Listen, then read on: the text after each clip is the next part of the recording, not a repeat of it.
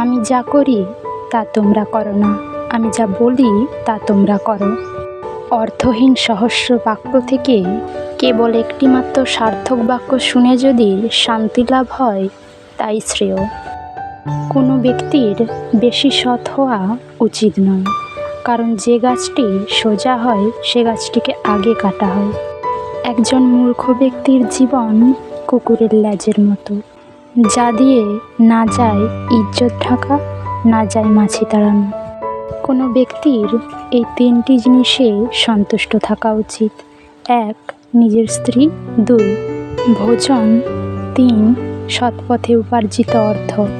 প্রত্যেক বন্ধুত্বের পেছনে কোনো না কোনো স্বার্থ থাকে।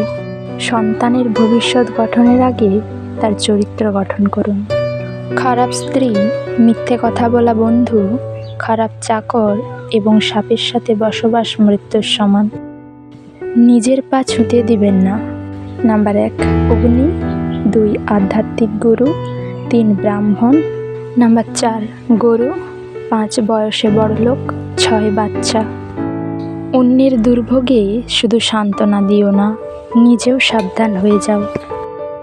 অন্যের কাছ থেকে আগে যে আচরণ প্রত্যাশা করনি, আগে সে আচরণ নিজে করুন। জানাকে মানায় রূপান্তর করতে না পারলে সে জানা অর্থহীন। যে কোনো সমস্যাকে বিপদ না ভেবে নতুন চ্যালেঞ্জ হিসেবে নিন। সবাইকে নিয়ন্ত্রণে রাখুন, অনেক কিছুই আপনার নিয়ন্ত্রণে থাকবে। জ্ঞানী ব্যক্তি কখনো নিন্দা বা প্রশংসায় প্রভাবিত হয় না। কাউকে কটু কথা বলবে না, কারণ সেও উত্তর দিতে পারে না। সমস্যা শব্দটির পরিবর্তে সম্ভাবনা শব্দটি বেশি ব্যবহার করুন। নিজেকে নিয়ন্ত্রণ করো, তারপর অন্যকে অনুশাসন করো। নিজে নিয়ন্ত্রণ হলে অন্যকে অনুশাসন করতে পারবে। কোনো পাপকেই ক্ষুদ্র মনে করো না, কারণ ক্ষুদ্র ক্ষুদ্র পাপই জমা হয়ে একসময় বৃহৎ পাপের ভাণ্ডারে পরিণত হয়। সময়ে সব ঘায়ের মলম।